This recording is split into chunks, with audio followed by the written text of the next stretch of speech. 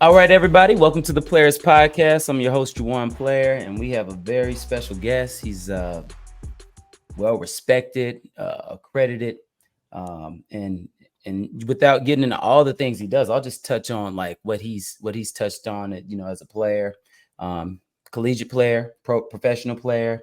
He's a coach. He's a trainer, a father, an author, an entrepreneur. So when we're talking about basketball, a lot of people will give their insight and their thoughts from one lens or one's perspective. So this is Dorian Lee. One of the reasons I have him on is because he's going to come and has seen it from a bunch of different lenses. And so it's just really good to just get insight. And we haven't talked enough about X's and O's and analytics, but when it comes to like growth of a player, mentality, player development. I mean, we're talking about the who's of basketball, and I'm not talking about just popularity. I'm just talking about information that can be given out in a way that everybody can receive and retain it. So, one of the things that Dorian that I really like about the content, and look, I'm putting words in your mouth. So you correct me if I'm wrong. Is like it doesn't seem like you're out there looking for credit. It's kind of one of those things where it's just like, hey man, I'm not trying to ride anybody's coattails anywhere. I want everybody to be successful.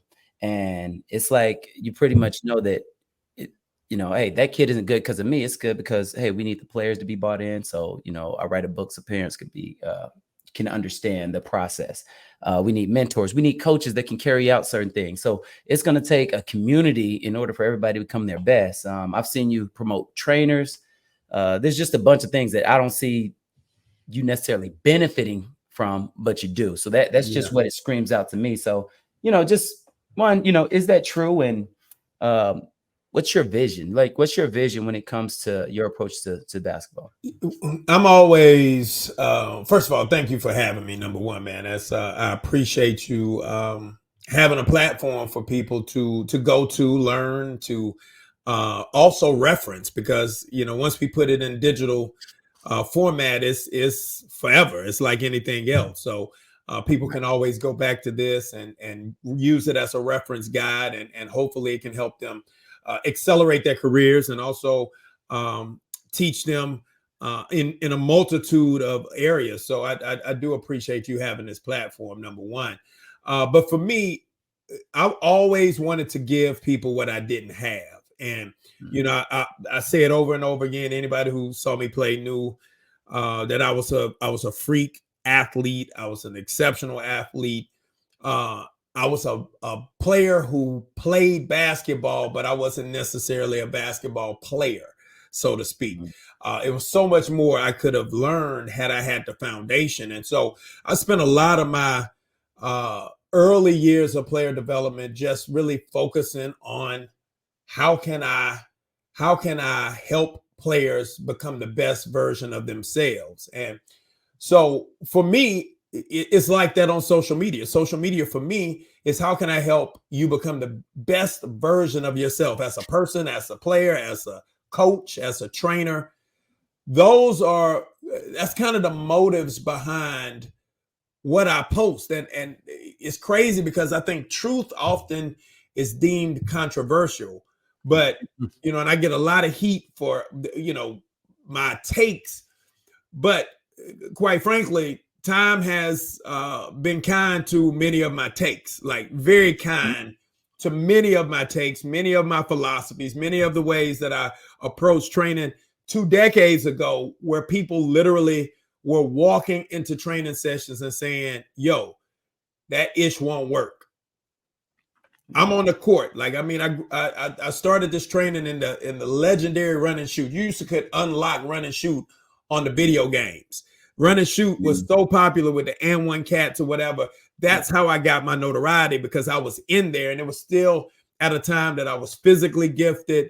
If I did a demonstration of a move, it finished with a 360 windmill, or it finished with something that was crazy, which was part of the marketing that I used at that time. Now that marketing has since gone.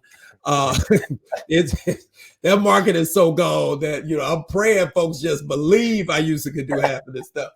But that's how I started it, and I thought it was it's a part of what we did that was the demonstration to draw, and then when we hooked, that's when we started to teach. So it's the same with sometime on social media, the 3-second hook point, we hook, but hey, man, we want to ultimately give someone something that they can actually use in life, whether they are a hooper, a coach, a trainer, a parent.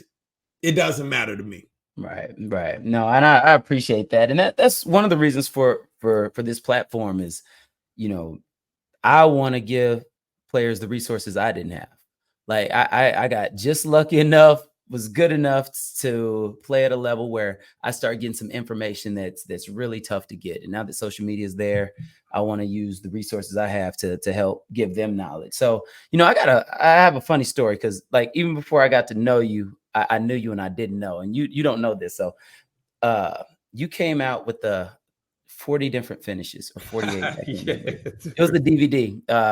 I can't remember what year, but I was playing then. 2007. I'll tell you exactly what it was. I was young then. Yeah, and I was still playing, and I remembered it. But look, I'm so much of a basketball nerd, and I'm getting information everywhere. I didn't even realize I got it from you. I got to the point that I thought that I came up with it. That's what's funny. And I use like all those different finishes. I tell kids, like, if you want to be an authority in the paint, you have to have multiple finishes. But I mean, the way you broke it down seems like the way I would break things down. You had, and this shows you how much I've watched the videos. You had like 10 moves of open finishes, then closed finishes, then avoided step, open court, pro hops, a whole series. And baseline finishes, man. Yes, yep. And let me tell you what's, not to interrupt you, but let me tell you what's so crazy. Do you know if I rebooted that, it would look brand new? Oh, I'd imagine. It was so far ahead, like in terms of just listen. My pro hops were all deemed travels at the time. Everyone I did when I hopped in the middle lane. But if you go back and look, I delayed my gather on every one of them, landing in the paint and doing what I was doing. And now people are seeing it. If I showed it to people now, it wouldn't even be a question with whether or not it was a travel. You got receipts. Like, it's not, when you say that, you're not just saying it. And that's just the thing, just to make sure, one, like, you keep it up, because again, like, that's the time where you're affecting me and didn't even know it. Like, wow, you know what I mean? Man, that's crazy. So you probably have a list of people that hey, I've helped this player, this pro, that pro, and then especially at the time, didn't even know me. So like that's just credit to just keep doing what you're doing, because you never know who and how you're affecting people. That's crazy. Yeah. So but so that's the story. But I want to know like where your philosophy, like your training comes from. So like I know where mine came from. I was a good athlete. All right. And but no genetic lottery for me. So like usually like I kind of take pride in, I watch people train, I watch people coach, and I can pretty much tell what their game was like. That's not what I get when I watch you. It's a little more detailed, more calculated, more, hey, I can train Steve Nash, or I can train Russell Westbrook. But my point is, like, I know why I have the style I have, but how do you get that style, being that as a stronger athlete? Where does the detail and all that come from? So I want you to think about this. So literally when I started, I took a sheet of paper, right? And either a real sheet of paper or one in my head. And I made a list of all the things that I was exceptional at. Exceptionally quick release. My first step was amazing.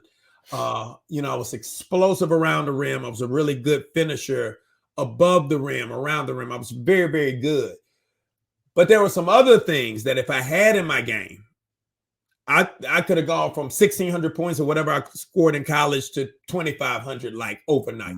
I never had a go-to. I literally, outside of, if you want to say dunking and shooting a three is the same way of scoring. Like I shot multiple threes my career. I had a bunch of dunks.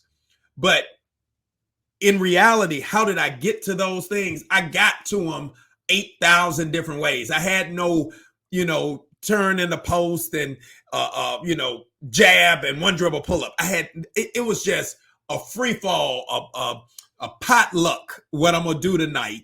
And so I always go back and look, and I'm looking at film of myself, and I was like, man, you really just couldn't play. You were good. You led your teams in scoring, but you couldn't hoop, man. You were all right. And so it just made me say, okay, what would have made me a complete player? And so I started with me. Now, the key was the things that I was exceptional at, those things that were the things that defined me. People said I couldn't teach. They said, no, bro, you just got that. You can't teach that. You just naturally this. That's when I came up with like the principles that were behind the Art of Quick Release, which was another DVD that I did back in 2007. Like, I can show you how to get your shot off quicker than you ever imagined, with accuracy, over the top of anybody that you ever imagined. Right? Yeah. In my prime, I wouldn't even see Wemby. I would, because I knew how to get it over the top. And the irony of this is, again, going back to my life. So, I just finished talking to a good friend of mine's son, right? TJ Lang is the young kid's name, but his dad is Antonio Lang, that played for Duke with Grant Hill back when they went to 3 national title games, 1, 2. And he's the one that jumped out on Scotty Thurman and almost blocked Scotty Thurman's shot in Arkansas to win it. That was Antonio Lang. Okay. That's who guarded me in high school. So he was 6'7", 6'8" in high school. I was 6'1". So he had me, bro. At my first game I played him, because I had such a quick release, even though the trajectory was a little off, I was dropping him off at the beginning of the game. And like first 5 baskets, back to back. And then he started timing it.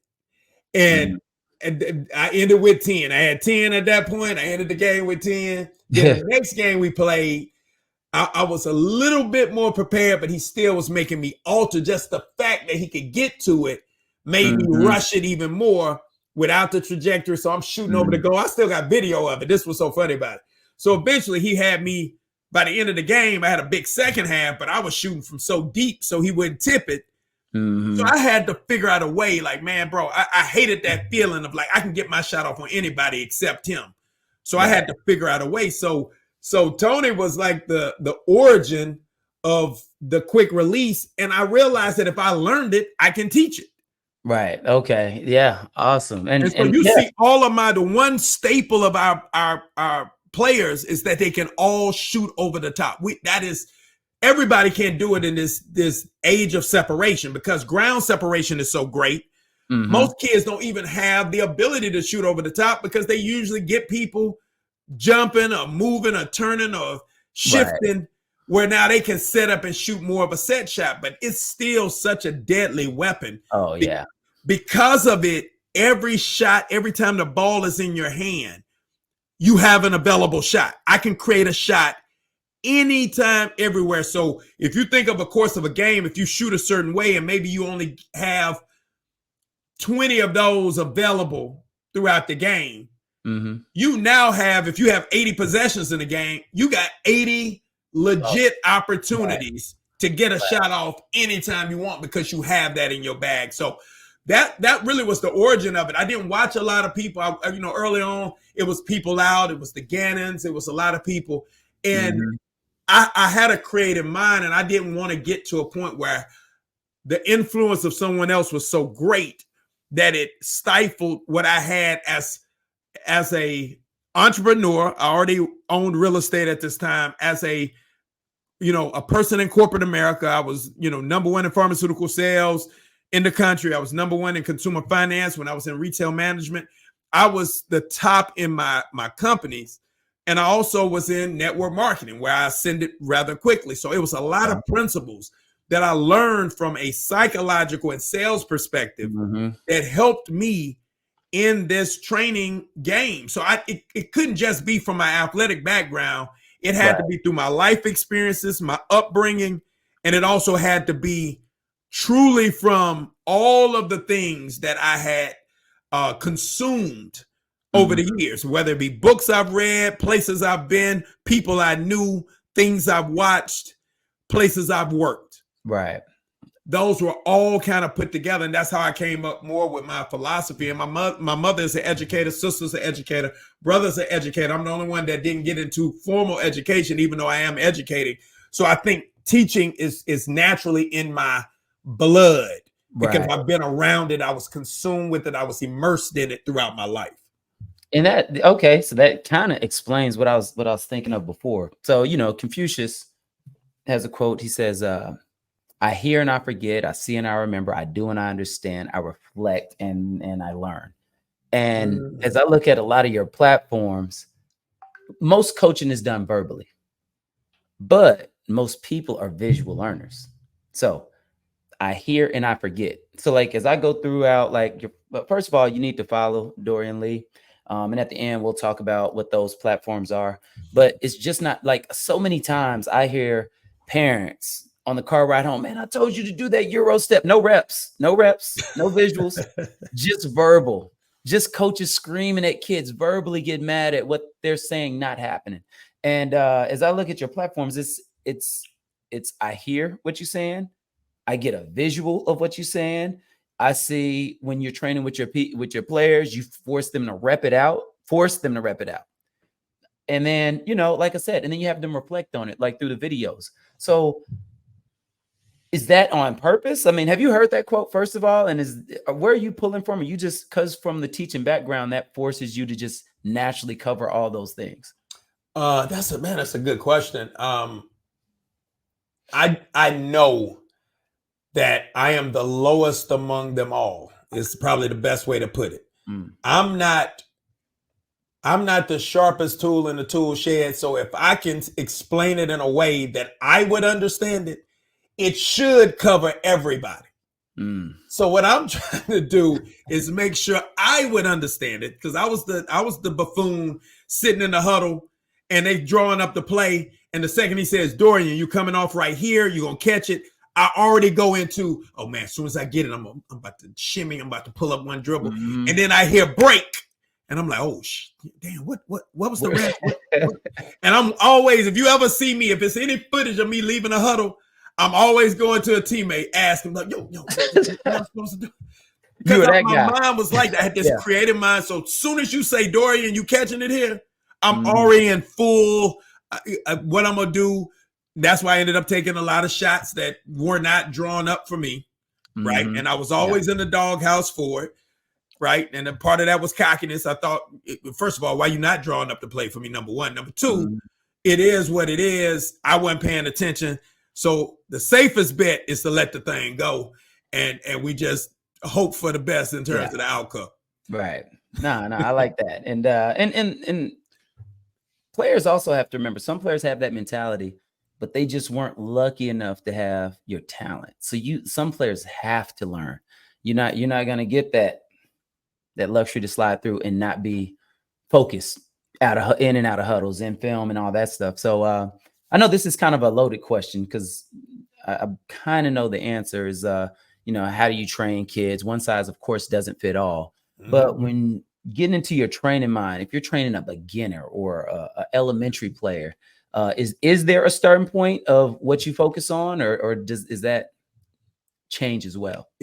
Really, it doesn't, but it does, and I'll explain. We're going to always start with the foundation. I've used the term over and over again. We're going to spend 90% of the time on the things that we will use 90% of the time. So it's not Pareto's principle. It's not 20% of the time. It's going to, represent whatever, the Pareto's principle, the 80-20 rule, or 20-80, however you want to position it. I believe in 90-90. And then the 10% is so god awful explosive that it's going to be able to carry you when you need it. But I'm always looking at what will you be doing most of the time.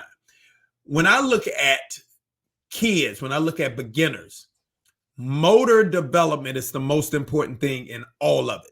Once the motor function is set and good, and we're starting to develop the coordination, and there's things we can do in terms of the types of work, the types of crossing the midline of the body, which integrates the left and the right hemispheres of the brain, which speeds up the coordination process. those things can be done through fun type activities, right? I throw a tennis ball and I'm gonna throw it on the left side of your body, but I want you to cross catch it with your right hand. Mm-hmm. I'm gonna throw it on the right side. I want you to cross catch it, right? Little stuff. I want you just to take your right hand and touch your left foot while we're crossing. So we're going back and forth, but all of the time, they don't necessarily know what's happening internally. Right. They're having more fun with it, but those are the biomechanical skill and physiological activity mixed with the basketball skill that needs to be focused on, I think, earlier. And guess what? Even later, my pro athletes, the same thing. Now, am I functioning more on motor skill and balance and coordination? Well, in certain aspects, because even with being a great athlete, I don't have to get your basic motor skills down, but I got to get your motor skill down on a one dribble pull up, where you may have too much of a forward lean, or you don't have enough, or you may have too much of a lean back and a dribble out too far from the body. And I'm always trying to teach, or using analogies rather, to teach what I'm teaching, because I think stories sell, facts tell. So again, story sell, facts tell. So if I'm saying do a one dribble pull up, but if I say think about it like on a jab one dribble, that I'm opening a door. Okay. The door, this is what you have to shift the door open. Now you go in the door. You don't turn around and run into the door frame. You're going out too wide. You open the door, get in the door. So I'm using these visuals because I'm trying to paint pictures versus just telling them what to do. Right. Yeah. Right. And that's, I like that, because, and I tell my trainers here at my gym the same thing. I was like, hey, look, this lets you know that you're becoming a better trainer. Hey, you start off with one way to teach one thing. Then once you can teach it 10 ways, then 20 ways, and 30. Once you can explain one thing 50 different ways, you can tap into more players. Another thing that you said, and there's a Bruce Lee quote. He says, I'm not afraid of the player that I'm not afraid of the guy who has 1,000 kicks. I'm afraid of the guy that practiced one kick 1,000 times. 1,000 times, absolutely. Yeah. So I mean, that's and a lot of times that's one thing I definitely appreciate. Like, there's certain pages that I go to and just get inspiration just to learn more, because I'm always a student, and I always run by your page because it's explained so I can understand it, and it's something that happens consistently in games. Yep. And I wish more training was that way, and that was the approach, because most players don't have the freedom to take some of these shots I see in practice. Yeah. They don't. Early for me, right? Now, remember when I was hooking, right? It was a lot of ball in hand movement. It was a lot of quick hits. But even though I did a lot of ball in hand and not a lot of off the ball stuff, I mean, I did our basic off the ball stuff, right? I did the curl, the flare screens. I did all of that stuff. Okay. But I was heavy on the ball, but my on the ball was still very efficient because of the athleticism, because of the way we sell stuff. It literally would look like 12 dribbles and it was 2. Yeah. Because of the pivot out of it, the footwork. So I was giving you some heat, something that was aesthetically beautiful that would make you look good when you played, but it was actually functionally effective, not just aesthetically pleasing, but functionally effective. Yeah. So I still was getting away with developing players quickly with heavy on the ball stuff because it still was efficient. But as I continued to grow, I grew mentally, and again, that checklist of the things I wasn't really great at, which is, a lot of the off the ball stuff, like technically off the ball. I was always good off the ball, sneaking in for offensive rebounds, popping the vision where people could locate me, find me. But I'm talking about quick, strong backdoor cuts, cutting hard, right? Yeah. Coming off, setting people up to come off screens cleanly. I was a very impatient off the ball player. I just wanted to go get it. I'm gonna run and get it. Gotta practice. When I could have set it up. So a lot of my stuff, when I go back and I look at it, that was, in the infancy of it, it wasn't a balanced diet of training. I think my diet is much better in terms of what I give kids over the last 15 years. So that's probably the first 2 or 3 years of it. Last 15 to 17 years, the diet has been pretty sound. And that's why I think our players represent, like we have really complete players. If you take a look at our players, it's a testament to them and testament to them understanding that this tedious, boring stuff, even though I had 100 different ways to teach it, is going to carry you much longer. And also putting up with me because I'm a taskmaster. It's a credit to them being able to know I'm gonna be on one some days on purpose. Yeah. That's another thing that we have to really talk about. We have to talk about the ability to flip it up. Some days I might come in and have an attitude on purpose. I ain't mad about anything. Right. I want to see how you respond to it. Exactly. Yep. Man, what are you doing? Man, hurry up and get your shoes on. We got to come on. We got to stop dragging in. Yeah. And some days I might catch them. Hey, what's going on? How was the day? Good. All right, good. Talking to them. You know, I'm always communicating with them, but I'm always testing because I want them to be mentally ready for all of it, man. And it may not come off. Any parents who really know me, they know what I'm doing. Yeah. Right. They understand what I'm doing, but the world, maybe the bystander, the person that's looking into it is, I wouldn't let him do this, or he wouldn't talk to my kid this way. Look, I'm gonna be honest with you.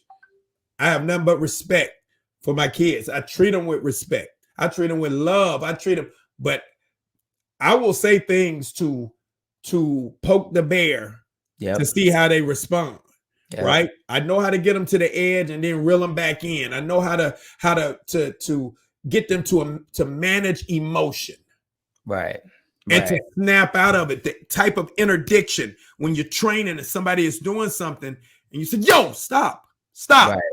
All right. Now let's talk about this. I want you to come around. And everybody's like, why did he snap his screen? You got to break the pattern when they're into I messed up and I just can't get it right. And then stay. Yeah. We're not doing that. All right. And then, but you interdict, you stop it. And then you act like that interdiction never even happened. You go right back to teaching, but it took them out of that place for a split second. And now you're allowed to fill them with what they need to be filled with. Yeah, I love that. I love that because I know how important the mentality is. And I'm from Killeen, Texas, where I'm from. You kind of get built up in that way, and I used it. So I would categorize myself as a mentally tough player. There were guys who I would play that were a 9, and let's say I'm a 6. Never put any fear in my heart because I'm like, I'm gonna win this mental game. I got this guy who's playing Division I ball because he gets to the rack, he draws fouls, and I'm talking to my teammate, hey man, I'm guarding a non-shooter. So what do you got to prove to me now? It's just not mentally tough. So now you hope he makes the first one. You hope he makes the first one because now I'm not in foul trouble. I get to play the whole game. I got a guy who's an 8 on my team. I'm good enough to turn him into a 9. I'm in, so that's another question that, I'd like to know, like these things that we say, and I want to talk about some cliche things and I want to get your perspective on it. How important is conditioning? Conditioning is a skill. Now, what I just had this conversation today, man. So the irony of you asking this question is crazy. 20 minutes ago. So are you a player development coach or are you a workout specialist? So we gotta talk about this because when people say, I gotta do my workout. So it's a time for both. I'm a player development guy. And once you get your your skill set where it needs to be, guess what? We about to get in the best shape ever, but we're gonna do it with high level skill. Yep. So that doesn't mean you don't get in shape while you're being player developed, but you don't spend the session doing conditioning. That can be done outside. The session is to be a better player. So the question you always want to ask yourself, one of my guys I trained for years, Daquan Jones, said it. He said, man, bro, do you want to just get tired or do you want to get better? And if you think about a lot of what's going on, it's a lot of getting tired. Right. But is it a lot of actually getting better? Right? And I think it's on 3 levels. I think it's a workout specialist, a trainer, and a player development coach. Okay. So when you went to training, right? When you went to training, you learned something for a job or whatever. It was the foundation, the basics, in order to perform that job, right? It was the baseline. Now, guess what you had to go? You always had to attend another training. You always had to do some kind of continuing education credits, right? Continuing education credits. But development is an ongoing process with an organism that is a long-term, number one, from the beginning, it's projected long-term. It's not something that's meant to be just for now. It's something that is to be used now and to survive now, but to grow into something greater in the future. So it's happening simultaneously. I'm giving you stuff that you can use now, but you don't even have all of it, right? Training is kind of, in my opinion, training is just, giving them what they need right now. I need this right now. I need this right now. I need this right now. But it doesn't necessarily take into account, in my opinion, the organism long term. So when I grab a kid, I'm always, number one, creating a vision for where I see them in 5, 6, 7 years is roughly the time, right? Okay. I know people are gonna say, you know what about the guys that come to you as a sophomore in high school? They don't have well, again, when you understand development, you're going to automatically focus on the areas of development that's needed most when they come in that short period of time, in order for them to make the quickest jump. But your plan is still long term.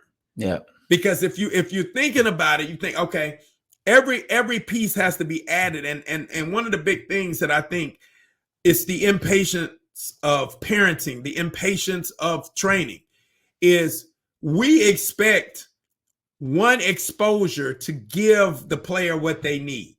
We think that because we said it one time strong and we diagrammed it perfectly, that it should be understood. But the truth of the matter is they may have to get many exposures because the brain wasn't open. It wasn't enough foundational stuff for them to really get it. And it wasn't enough in-game exposure to the things that would shore that up, whatever it is. If you got a weaker handle, and it's something that I keep telling you about, look, you're going to get this thing ripped if you don't start placing it a little bit more behind yourself on the drive and then go around the defender's arm, like not a pocket dribble. I call it a candy cane. It's more away from the body. But if you don't work on that, you're going to eventually get it picked. How are they going to hear that if they're in 6th grade and nobody can rip them right now? Right. It's no way they're going to even. It's a special kid who can say, for the next 2 years, I'm going to need this. No, they're going to keep doing what they're doing. So now I have to still say it. I don't stop saying it because they're not doing it. I either play against them to show them, or I wait for that to happen. And I said, now you remember when we were working on this? This is now when we use it. Oh, there's the reflecting. This is it.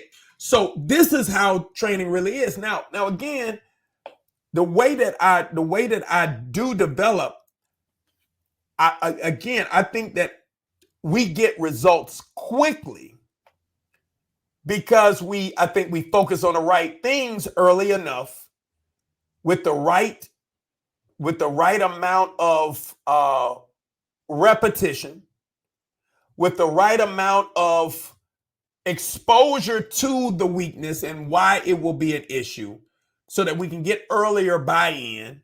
But in reality, many of our players aren't going to actually buy in until they run into the proverbial buzzsaw. When they run into the buzzsaw, that's when they coming back. And you already know this. I'm probably preaching to the choir when they calling you like, man, I had a terrible game, this and that. And you sitting back laughing like, bro, I knew you were gonna have a bad one. Right. I knew the way you've been preparing, the way I knew. So now are you ready to correct it? Yeah. And now junior high feels more. I think junior high fools more people than any level.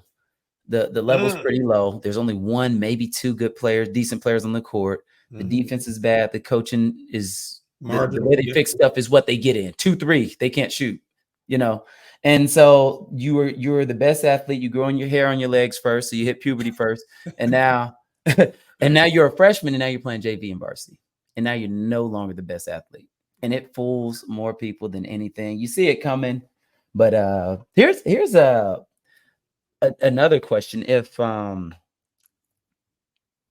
do I phrase this? So I'm gonna go like positions: point guard, wing, bigs, and just like things that they would pretty much need in their bag to play at a higher level. So if I'm a point guard, here, let me dial it back one more thing, because you said something about conditioning that I'll say, and this is more my quick piece about it. One, if you want to be the best player you can be, you got to be in shape. Absolutely. If you're tired, you can't be efficient at anything. Free throws, threes, nothing. Yes. So that's number one. And then if you're in a let's say you're in a tryout setting or an exposure event, pick up full court. Everybody else is picking up at half. Fight over every screen, because now every good coach knows this is now team defense. Even if they turn the corner on you, everybody else is switching. You get an offensive rebound, push it. Most mistakes are made free throw line to free throw line. That's how you separate yourself without even scoring a bucket. Absolutely. And all of these things are predicated on you being in the best shape that you can be. Yep. And I like the fact of the analogy you gave about the training. But so players, make sure you're in the best shape. One of the reasons I did this podcast with you is so players can hear from a trainer, somebody who has resources. They could pick up the phone and there's contacts in it. Yep. And he's getting information all the time. What do coaches want? You know, because a lot of these players are in rooms with their buddies who's never been at the level they're trying to get to. Yeah.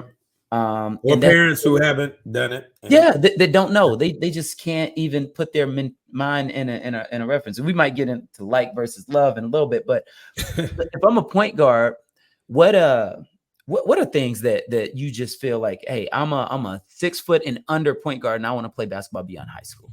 Okay, for me, the biggest thing. And this is a tough one. And sometimes because people take what I say and then they create it, and I'll see a video created about it. So when you talk about ball control, ball handling, usually the first thing that a trainer does when it comes to ball handling, they do stationary to advancing. The first thing I teach, I go stationary, which is control, right? To backwards, which is pressure release. I don't go forward first. I go backwards first. Once and the backwards could be still without dribbling. It could be pivoting out of pressure, right? Creating space, but you got to be able to separate. One of the things, I had a dynamic guard, Will Belton, played at Morehouse, led Morehouse in scoring 3 years, played at Wofford initially, really was a high-level Division I talent, and circumstances. So very smart guy, a lawyer now. And Will was so quick that it was scary. Like he's literally one of the quickest players I've ever trained any level. And he always was pressing forward. So people would jam him. Sometimes, he might get it popped because he's going forward and trying to prove, because he was a thinner frame. No, you ain't gonna bully me. I'm strong too. And I was like, bro, stop trying to be strong and just be strong in what you do. Right. So once you back up, and you're already a great shooter, once you back up and they got to make a decision, your speed now becomes a superpower.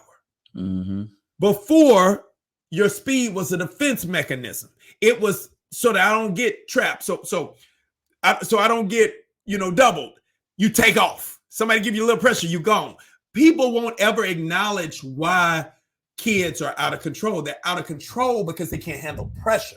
They can't sit in the same spot for an hour and let somebody clap their hand and pat the floor and act like they doing stuff and just be laughing because I know you can't get to the ball based on my positioning. You reach for it, you're going to catch the shoulder because I lengthen my body in a way you can't get to it, right? So, whatever, all the rah-rah don't move me. Most players, people can't evaluate that. They just say, oh, he's super quick. He just doesn't know how to play with pace because he doesn't know how to handle pressure. And his handle isn't tight to him. It might be tight to us because he can do some hanging crossover or, a misdirection Ali or whatever. But it's not where a college coach could have another shooter coming off of a pin down and you have to deliver that pass without dancing around, because remember, if I dance, I got to dance to get people off of me. I ain't ready to pass when the man comes open. Yep. But if I can put him on my hip, body, keep him in the same position, body, I can deliver that pass once he comes off. So I talk backwards. So for PG, handling pressure is your number one objective. Okay. If you handle pressure, that's the starting point to you reading the game.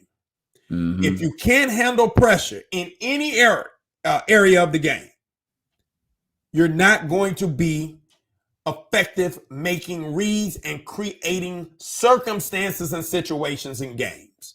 Yeah. So the key to that's number one. Then we move into the advancing the ball and being able to separate and use the body or whatever. But for a small guard, you have to be an elite shooter, in my opinion, right? And when I say elite shooter, I again, creating shots. I believe you should be able to create a shot, right? I think you should be able to be a pick and roll maestro. And what I mean by pick and roll maestro, I don't mean reading what the defense gives you in pick and roll. I mean you creating what the defense does in pick and roll. I get what I want. Chris Paul, Steve Nash, John Stockton, what I loved about them so much, if you really watch them, is that they dictate what happens. They get what they want out of every possession, even if they don't make the shot. But who cares? I'm gonna get in 80 possessions, I'm gonna get 80 looks that I want. Now it's just up to us to make 50% of them or a high clip of them. No, that's gold right there. And the backwards thing was really interesting that you said. And I get that. I think most turnovers happen because of a lack of footwork, but also like when you retreat, you've already put, especially as quick as the guy you just named, he could put people in closeouts off the bounce on the regular. just by stopping. And I didn't tell you when he started doing what happened. When he started doing it. Oh, I know. He listen, bro. Will went on about a 2-year, and I'm not joking. Like I give everybody working one-on-one. Man, if we play 7 games, Will on a very good day for me, I'm gonna win 3. He'll win 4. Yeah. On a day where I ain't feeling all that great, it's gonna be 6-1 or 5-2. Now it's gonna be some close games or whatever, but he just had it. But man, bro, he was putting people in such a conundrum. Like when you don't know what to do, any angle you take, he gonna hit you. He got 5 poisons. Just pick one of them, huh? Bro, it got ugly. I'm telling you, for like a 2-year time frame, Will. But people, anybody was around would tell you, like, bro, he was giving everybody work. What if I'm a big? What's a skill for a big that could set them apart? So what you talking about, a big from 1990 or a big from today? Great question. I would say now, because that's where the game's going.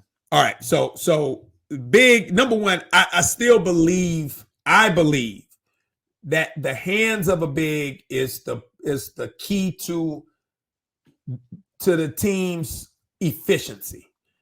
Like if you don't have a big who, number one, I can relieve pressure by him flashing and I can get it to him and then we can come off of some DHO, work, we're already at a huge disadvantage, right?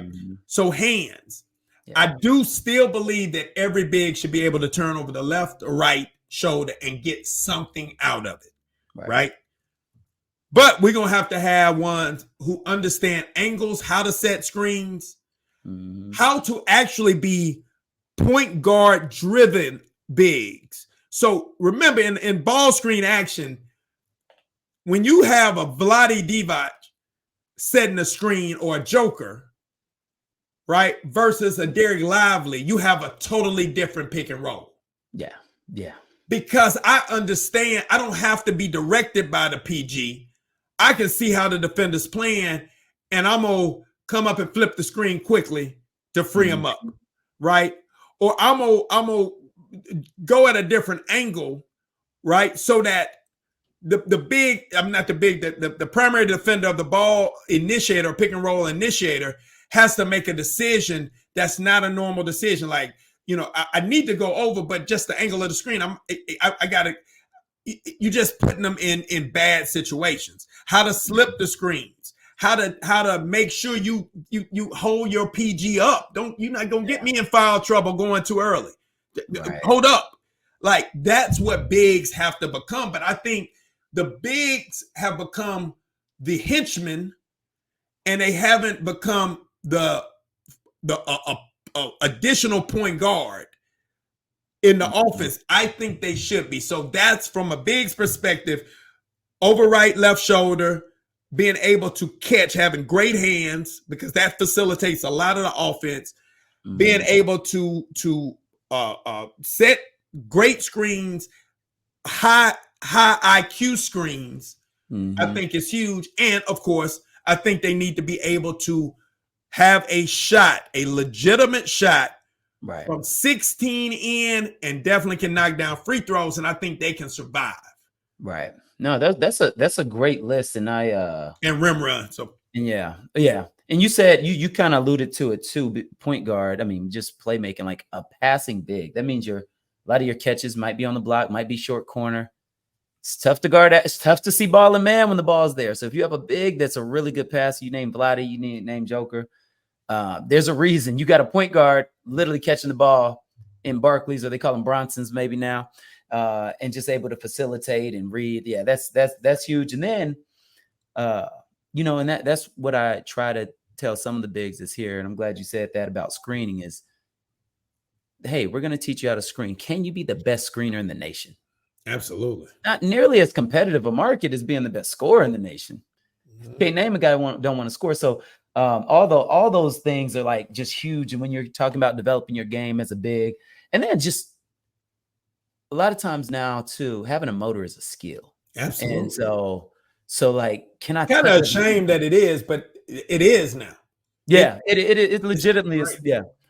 So no, I agree with all that. So no, that's awesome stuff. What are the consistencies you see in the players that are considered elite? Like, what are the characteristics? What are they doing that's the same? To be honest with you, man, that's probably a more difficult, because it's gonna sound like I'm hating. I think now elite players are how they've always been evaluated in a sense. By measurables, height, length, speed, quickness. It's kind of the foundation what catches eyes. And sadly enough, I think they're evaluated based on scoring, right? And that's how I think everybody evaluates. Now, eyes like yourself, or an eye like mine, or some of the other great trainers out there, Phil Handy or whatever, we look at it totally different. What's the thing? For me, a true elite player it's a feel that they have even early, even if the feel isn't at a pro level, it's at a higher than normal level, at which they are right now. Right. So if it's high school, they're playing at a little different frequency than everybody else on the floor. Doesn't even mean, because you've seen it, it doesn't mean that even their skill is better than everybody on the floor, but it's how quickly they get it out of their hands. Yeah. Right. Them hitting it ahead and coming back up the floor to get some level of trail scoring or trail opportunities. You know, how quickly they the ball doesn't stick with them, how quickly they reverse it. Right. How quickly they can identify somebody on that team out of position and can move them into position. Yeah. That's early stuff.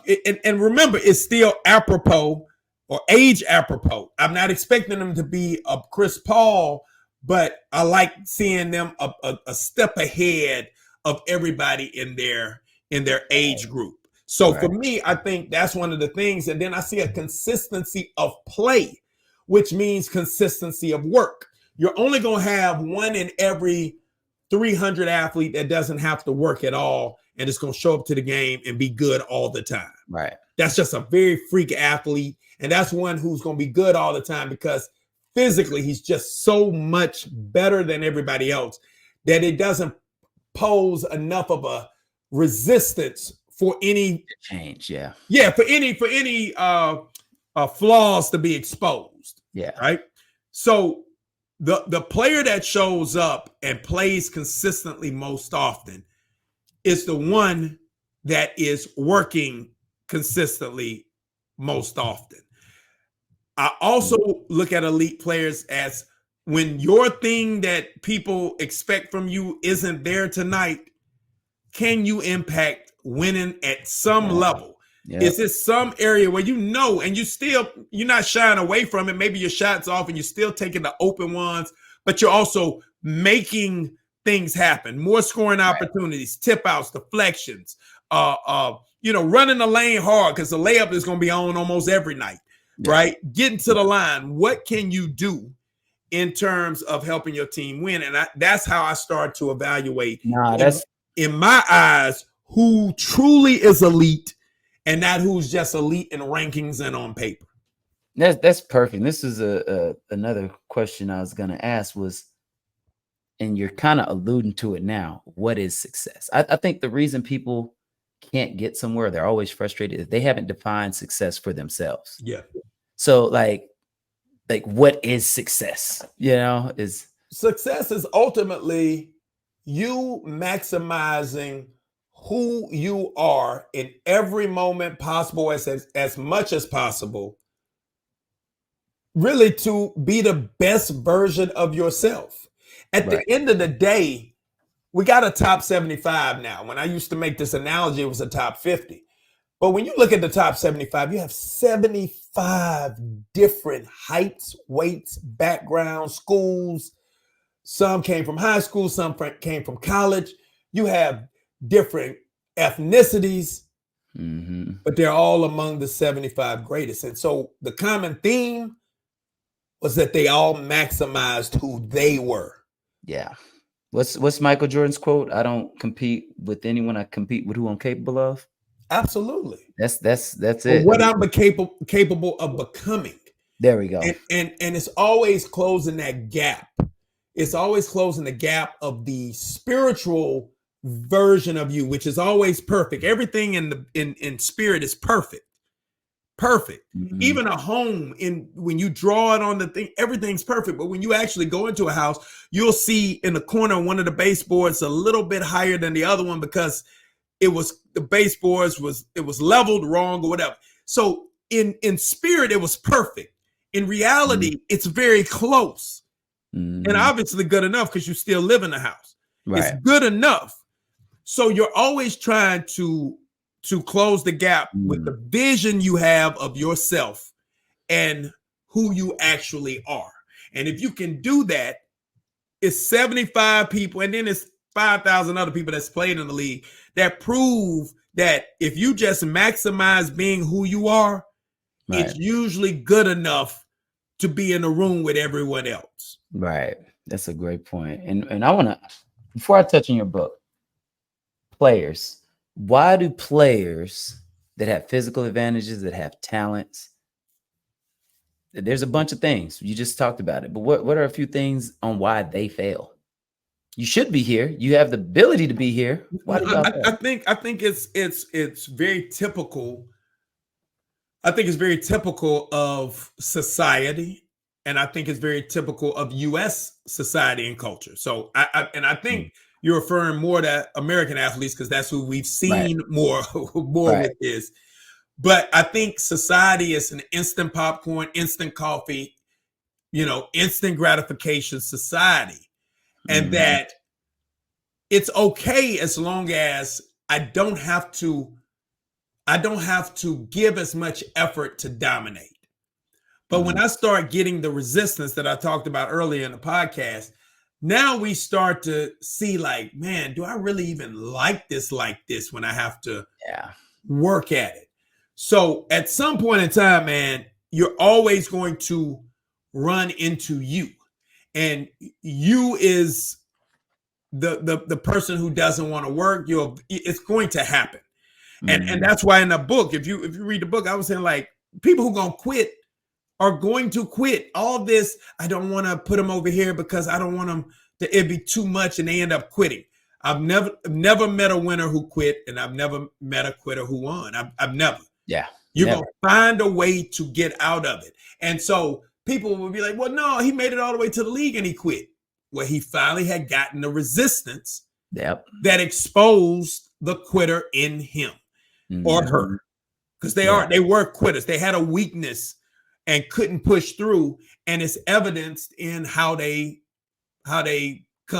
succumb to it. Grant Hill had every reason to just say, "Man, let's retire. My body's not holding up." But guess what? Right. D Yep. Rose could have played around and like, you know what, man, Yep. I was MVP one. Let me end it. But it's something in them Right. that was like, no, bro, this is what I've been dealt with. This is the hand I've been dealt, and I'm gonna deal with it. Yeah. Yeah. That's the perfect saying. I got lucky. So I'm legally blind in my right eye. When I was 6, I got cut in the eye by a knife. So I don't have depth perception. Got it. So with that, my dad was telling me that hey man, look, it might take your brother 100 shots to become a good shooter, it might take you 1,000. And at Exactly. 6, I learned early that I'm just gonna have to outwork everybody. I wasn't born on third base. I wasn't born on third base. I'm gonna have to bump my way to first, steal second, get somebody to fly out and sacrifice for me to get to third. And I knew that from an early age. And I think that allowed me to have success because I knew I couldn't rely on my talent because this handicap that I thought I had that I had to outwork. And so I Absolutely. got lucky with that. But the thing about players and the kind of analogy I give is you have to test. Everybody's good at that. Test, fail, learn, improve, re-enter. Mhm. That's it. So this is kind of why kids fail, in my opinion, is they're not willing to fail. So they're willing to test. They go and play in these AAU games. And then the reason they lost is because the ref, my coach isn't good. I turned it over because you didn't get open on time. And so they've never actually failed. So you can't even get to the learning part. So then you talk about learning. The new what a literacy isn't can you read or write, is can you learn something, can you unlearn something, then can you relearn, or can you learn something, can you unlearn what you thought you knew, can you relearn? And most people can't unlearn what they thought they knew. So even when they mess up, they're just not willing to let go of how we used to play the parent in 1970 or whatever. And then, unless you can learn, you can't improve. And then you got to re-enter and do it all over again. And people aren't willing to go through that process. So like, as you were talking, that's what I was thinking about. I'm just like, well, first, in this society, people have to be willing to fail and be able to be like, that's on me, my bad. I got to be better. Yeah. And until you can do that, you just can't do it. Yeah, and this is going to be extremely controversial, but this is the truth. And I always talk about, and I'm not talking about anybody in particular, and I'm not talking about gender specifically, but it is some evolutionary constructs that that are in us, men and women. A father's love is different. A mother's love is different. They're both needed, but they're needed simultaneously, right? Mm-hmm. And let me help you with this, and you can think about it. NBA stars who were single mother players had more of a, I'm gonna do it my way. Nobody can, like growing up. If you were in a schoolyard and you got into a tussle with a young lady, they picked y'all both up, dust you off, and they went straight to the man. You should never ever hit a girl, right? You should never ever do. You should stay away. You never ever do it. To her, they just ask, "Are you okay?" Right? Now they might say, "Keep your hands to yourself," whatever. Blah blah blah. Blah. But at the end of the day, it's universally accepted that I can do what I want to do to you, and you still better not hit me, right? Some of that has trickled down into our young men. Now, here's the funny thing about it. Even with dads being present, because I think this push for the belief that there is a such thing as toxic masculinity, right? Which if it was, it would have to be toxic femininity, because all things are balanced. It has to be both. It has to be both. And I think toxic masculinity to me is the absence of masculinity, not anything to do. Because if it's toxic masculinity, it's not masculinity. It's something else, right? Right. And so what ends up happening is that a father's confidence giving to a young athlete sometimes is a little different than a mother's confidence given to a young athlete. Mother, you better not touch my baby. You better not say anything to my baby. Whoever, I'll pull my baby off the team. And who y'all talking to? A dad is more like, yo, what's going on? Let me find out what the situation is. Did you actually disrespect the coach? Well, come here.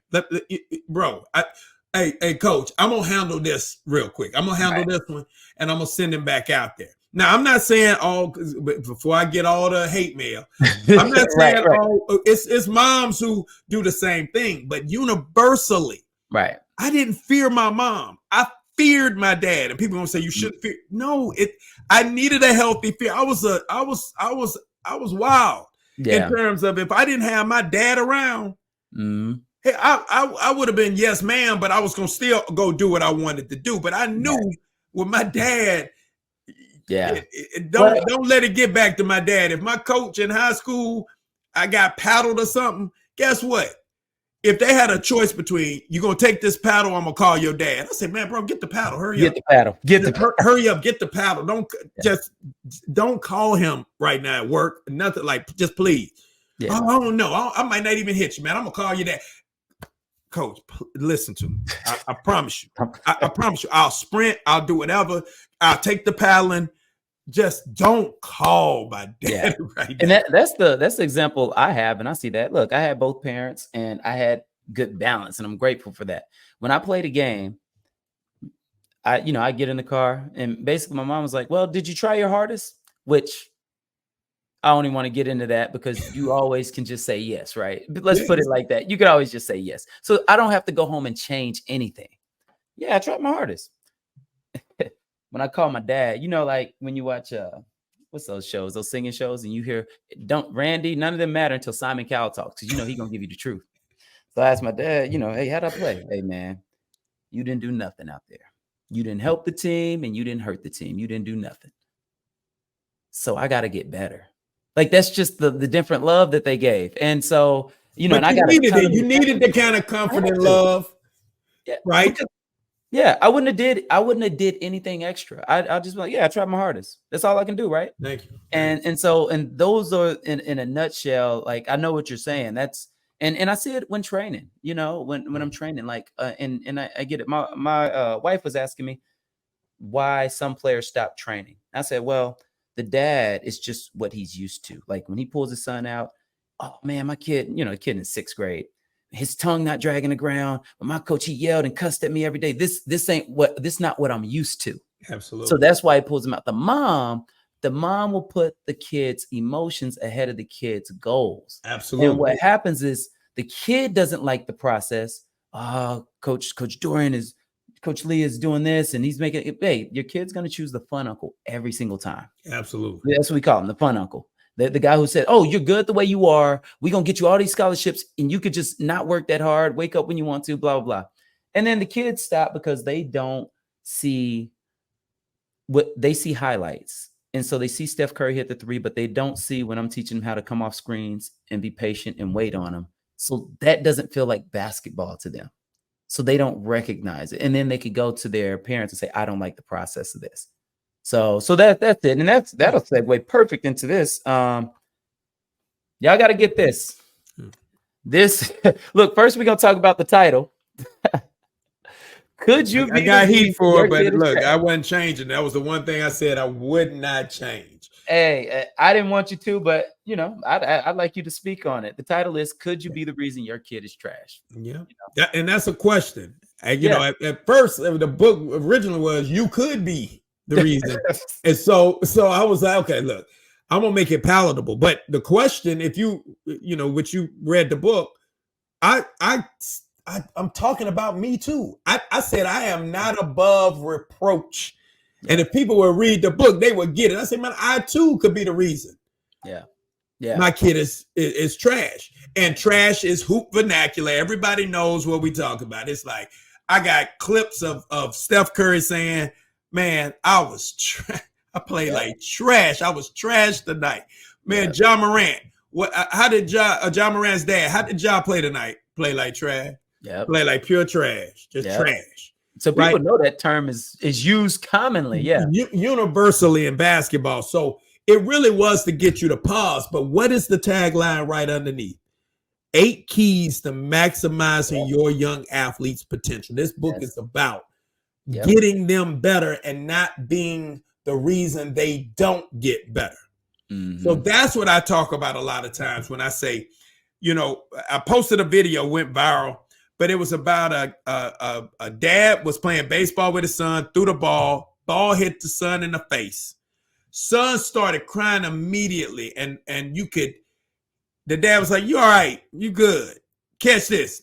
And immediately got his attention back. It was football. It wasn't baseball. It was football. Yeah. So he got his attention. He was good. He said, "No, catch this." So he got out of it, caught it, ran the touchdown, and was so ecstatic.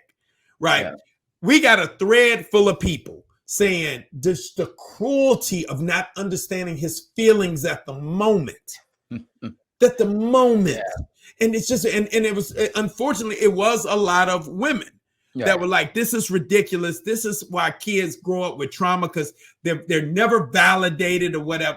And I'm sitting here just like, this ain't theory for me. I got 6 kids.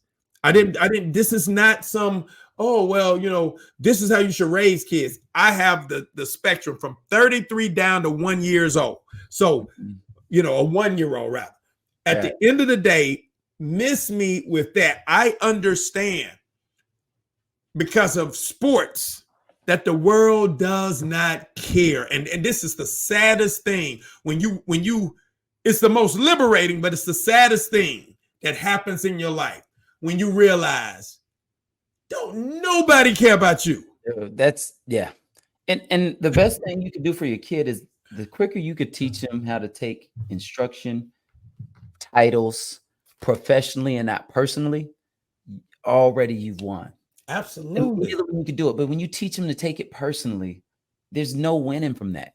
Just no winning. Now, one thing I do like about the book, really, and it goes into how I train. I tell players, hey, the reason you're frustrated is you don't have a good understanding of your basketball geography.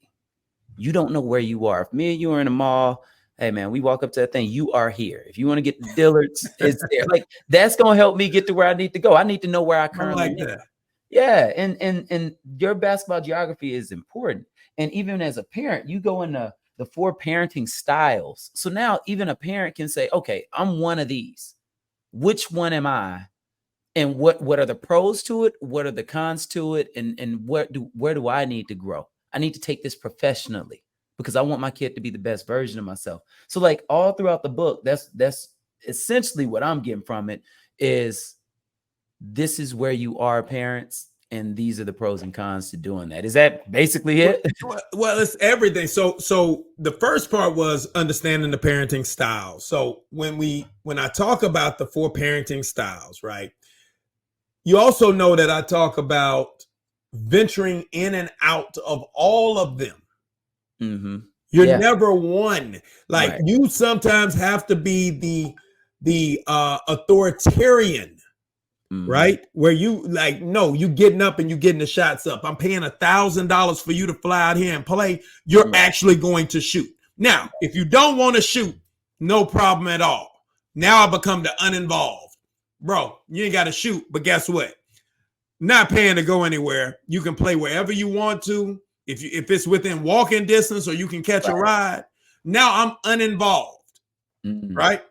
Then I can be the authoritative where I say, look. Here's the rules. You're going to take shots, and that's what's going to allow me to allow you to go play with your AAU team. You're going to work. This is a schedule, right? If you don't work, I take it away, right? So it's a little level of democracy, right? Whatever. And then sometimes it's the permissive. Don't worry about it. Don't shoot. You ain't got to shoot. Yeah. Man, go. Or when the permissive is more like, well, if you don't shoot, I'm gonna take it away, and then I never take it away. So you keep allowing the behavior to happen. Right. But for me, it's been times I've been permissive because I know enough to know that the game of basketball is gonna do the punishment for me. I don't have to punish them. Yep. I'm gonna let them fall directly on their face so that the game can actually assist me in parenting my child. Yes. Right. One of the things sports taught me is the harder I work, the more I get. And you hear parents say, oh, my kid is lazy, so I want him to get out here and play. And that's a great lesson. That is a great lesson to teach. But then the moment a coach doesn't play your son, you know he's been playing PlayStation all summer. Yep. You cannot get on the coach and just take those teachable moments away. Yep. And that's just that. I mean, I get all of that. I got one more question for you before we close. Is I hear parents talking about, oh man, my kid loves the game. I mean, he loves it. And you actually talk about this in the book, and you actually brought up a kind of a cool point in if he likes the actual sport and things like that. But like and love, like immediately when a kid walks through your door, can you pretty much tell if he likes or loves the game? Yeah, I can tell the level of the love. I think they all love aspects of the game. So the biggest thing about basketball, and this is why basketball has robbed many sports of their greatest athletes, their greatest players ever, because of the coolness, the attraction, the association with hip hop and just swag. Basketball is the swag sport. Right. People can see our bodies. They can see our face. It's face recognition. I got a good friend, Willie Anderson. We call him Stew Meat. One of the greatest offensive linemen, offensive tackles of the modern era. Will go into Canton's Hall of Fame. I bring Willie. All you would know is Willie big. Yeah. People he had a helmet on. And if you're not at a star position like a Tom Brady or Terrell Owens or somebody of that nature, or Antonio Brown at the time, Lamar Jackson, people don't know what any of these players really look like. Right. And I'm talking about, listen, Juwan, all pros, 12-year all pros you've never, ever seen. Mm-hmm. You have no clue what they look like. And I'm a sports guy, and I don't know. Listen, and so imagine you falling in, you see this game where literally when you dunk and you fall into the crowd. Mm-hmm. You're that close to your fans. They're not 40 yards away. Right. You can touch them. Right. They can see you. You got the coolest shoes and sweat. It's so many kids that are in love with all of the culture. Yeah. But they don't love the game. So when you start seeing the game, how I know love. All right, that's it. Ooh, that's it. Yeah. Hey, coach, can I stay in and get a couple more reps with the? Okay, cool. Oh, that's it. Mm-hmm. Even if they don't stay in, they go down to the other end and they start they're getting free throws, they're finishing up. And you also see the love when they get something, like when you trigger something, when you say something to them and all of a sudden it's just like, that's what's happening when I'm coming off the screen. That's why every time I get blitzed, I turn it over because and you can see them like, it's about to go down. I got something now. Their questions, like all of that. Questions. I say that's a great point, man. In closing, that's a great point. I always look at players in terms of awareness. Awareness is big for me, so I talk about it often. Right. Like how aware is a player and a player, and how conscious are they of what they need to work on. So it's a huge disconnect between what a player actually needs to work on and what he thinks he needs to work on. Usually. So if you ask a kid any level of, what do you think you need to work on? They always gonna say the same thing. Yep. Oh, I need to work on my ball handling. My shooting could be a little better. Yep. Right? Defense. I said, okay. So what level of shooting? Off the bounce, off the catch, stationary? Is it? Are you better curling? You better fading, flaring away? What is it? Do you have issues shooting over the top? Right? What is? Okay. All right. Dribbling. Okay. Pick and roll ball control. Open floor ball control. Half court to a spot ball. It's levels. So if they haven't even identified the levels, how aware are you really of like what you really need to work on? How aware are you? Right? Then you got to ask, them. I think, in my opinion, the most profound question that you can ask a player that will absolutely get to the root and the heart of what they need to work on. If you ask a player at any level, how would you guard you if you had to guard you? That is a great question to ask players. Listen, then you ask defensively, how would you attack you if you were guarding you? So both ends, defensively, offensively. Then you ask, would you want to coach you if you had to coach you? Mm-hmm.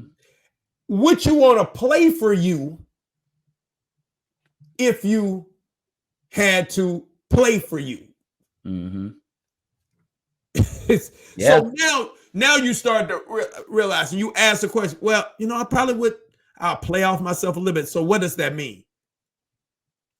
I got to get the shot. I got to get my shot when people, drop. Yeah. I got to be able to knock it down. Okay. So you would pressure you. You would actually pressure. Yep. Because I think going left, they start to open up. Yeah. Because now it's not a yes, no. It's open ended. You gotta talk to me. Mm-hmm. You can't. You back to that reflecting part. Yeah. You got to talk to me. So and then when it gets to what you, and here's another one I didn't even add. Would you want to play with you if you had to play with you as a teammate? Yeah. So now you start to realize, is my personality conducive to being somebody that I want to play with? Yeah. And you got to be honest. And then people be like, well, some days I am a little moody. Some days, like, would you get on you about getting back on defense? Right. If you had to play with you. So you start to construct a complete workup, right? Of what you truly have to improve, and you can't really lie. You can't lie to yourself on this one. Yeah. Yeah. Even if he lies to you, you got to go home and think about them questions. Absolutely. Yeah. And if you can answer those, bro, honestly, I think that's the first step.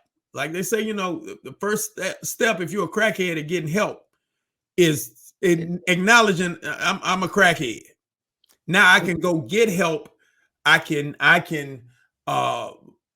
get the stuff that I need because I'm not avoiding it. I'm tackling it head on. So I think that's ultimately one of the big things, man. One thing I'll add to that is when you compare like and love, that I'll add to that is when you do this, are you just going to keep accumulating knowledge about yourself, or are you going to add some action? Are you going to put some action behind it? That's the player that loves it. The player that gets that information, comes back for more, and adds action. And now, because it's easy to work on your strengths. Yep. It's easy. If you're a good shooter, you can shoot 1,000 a day if you want to. It's hard to work on your weaknesses. So now you just showed up me some weaknesses. Are you capable of creating a routine and making it? Man, this has been awesome, man. Before we go, I want you to, if there's any channels or anything, could you Yeah. Kind of give me a spill. So everything across all platforms pretty much is at bball101epd, bball101epd. So that's TikTok, Twitter, Instagram, YouTube. So easy to follow. So bball101epd. And just be on the lookout. We got a lot of great stuff dropping, some courses that I think are going to change the game for both trainers and players, revolutionary and evolutionary type stuff that can help, take any player or trainer to that next plateau, right? That really ascends them quickly, because there's some small things that if you know as a player and some small things if you know as a trainer that can catapult your business and catapult your marketability as a player, because it gives you what you really need to have in order to be a commodity that people actually are seeking out and want. So just be on the lookout for it. It's going to be some great stuff. Okay, and as they say, once you know the importance of small things, you'll realize there's no such thing as small things. So go get those small things. Hey, Dorian, thanks again, man. This was great. I appreciate you, brother. Thank you. All right.